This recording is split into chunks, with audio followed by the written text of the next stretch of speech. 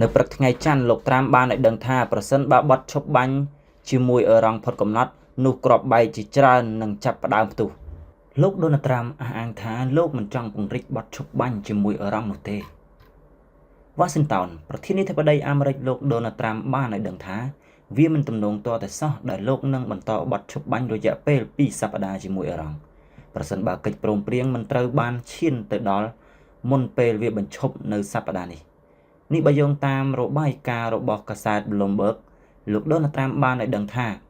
នៅក្នុងបទសម្ភាសន៍តាមទូរស័ព្ទច្រកសមុទ្រហូម៉ូសនឹងនៅតែត្រូវបានរារាំងរហូតដល់កិច្ចព្រមព្រៀងសន្តិភាពត្រូវបានបញ្ចប់លោកបានឲ្យដឹងថាពួកគេចង់ឲ្យខ្ញុំបើកវាអឺរ៉ង់ចង់ឲ្យវាបើកយ៉ាងខ្លាំងណាស់ខ្ញុំមិនបើកវាទេរហូតដល់កិច្ចព្រមព្រៀង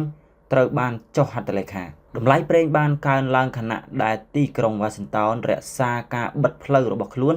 ហើយកងទ័ពជើងទឹកអាមេរិកបានរឹបអូសកប៉ាល់ដែលមានទង់ជាតិអឺរ៉ង់មួយគ្រឿងកាលពីចុងសប្តាហ៍លោកដូណាល់ត្រាំបានបន្តថាខ្ញុំមិនប្រញាប់ប្រញាល់ធ្វើកិច្ចព្រមព្រៀងនោះទេ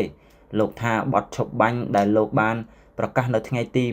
7ខែមេសានឹងផុតកំណត់នៅល្ងាចថ្ងៃពុធហើយនៅពេលសួរថាតើលោករំពឹងថាការវាយប្រហារនឹងបន្តភ្លាមបន្ទាប់ពីនោះទេប្រសិនបើមិនមានកិច្ចព្រមព្រៀងណាមួយត្រូវបានសម្រេចលោកត្រាំបានលើកឡើងថាប្រសិនបើមិនមានកិច្ចព្រមព្រៀងទេខ្ញុំពិតជារំពឹងថាវានឹងកើតឡើងនៅក្នុងការសន្ទនាតាមទូរស័ព្ទជាមួយ PBS News នៅព្រឹកថ្ងៃច័ន្ទលោកត្រាំបានឲ្យដឹងថាប្រសិនបើបត់ឈប់បាញ់ជាមួយអឺរ៉ង់ផុតកំណត់នោះគ្រាប់បែកជាច្រើននឹងចាប់ផ្ដើមផ្ទុះរុស្ស៊ីឃុំខ្លួនពលរដ្ឋអ៊ីស្រាអែល40នាក់ដោយសង្ស័យថាជាប់ពាក់ព័ន្ធនឹងសង្គ្រាមប្រឆាំងអឺរ៉ង់ដែលជាសមព័ន្ធមិត្តរបស់ខ្លួនយ៉ាងហោចណាស់ពលរដ្ឋអ៊ីស្រាអែលចំនួន40នាក់ត្រូវបានឃុំខ្លួនហើយក្រោយមកត្រូវបានដោះលែងវិញបន្ទាប់ពីមកដល់អាកាសយានដ្ឋានមូស្គូពីទីក្រុងតេឡាវីវ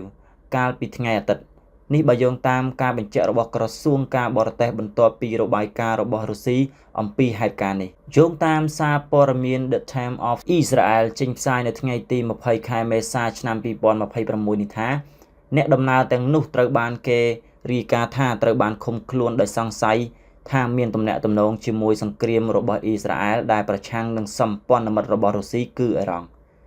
កងកម្លាំងសន្តិសុខនៅអាកាសយានដ្ឋាន Domodedovo ត្រូវបានគេរាយការណ៍ថាបានសង្កត់ធ្ងន់ទៅកាន់អ្នកជាប់ឃុំទាំងនោះថាអ៊ីរ៉ង់គឺជាសព្វនមិត្តរបស់រុស្ស៊ីហើយអ្នកណាដែលជាសត្រូវរបស់អ៊ីរ៉ង់ក៏ជាសត្រូវរបស់យើងដែរក្រសួងបាននិយាយនៅក្នុងសេចក្តីថ្លែងការណ៍មួយកាលពីថ្ងៃច័ន្ទថាភ្លាមបន្ទាប់ពីបានដឹងអំពីហេតុការណ៍នេះតាមការណែនាំរបស់រដ្ឋមន្ត្រីការបរទេស Gideon Saar ក្រសួងការបរទេសបានធ្វើសកម្មភាពទាំងជាមួយក្រសួងការបរទេសនៅទីក្រុងមូស្គូនិងជាមួយស្ថានទូតរុស្ស៊ីនៅអ៊ីស្រាអែលក្រសួងបានបន្ថែមថាបន្ទាប់ពីអន្តរាគមន៍នេះហេតុការណ៍នេះត្រូវបានដោះស្រាយហើយការចូលរបស់ជនជាតិអ៊ីស្រាអែលត្រូវបានអនុម័តរុស្ស៊ីត្រូវបានធ្វើឲ្យយល់ថាអាកប្បកិរិយានេះគឺមិនអាចទទួលយកបានទាំងស្រុងហើយអ៊ីស្រាអែលមើលឃើញហេតុការណ៍នេះដោយភាពធ្ងន់ធ្ងរ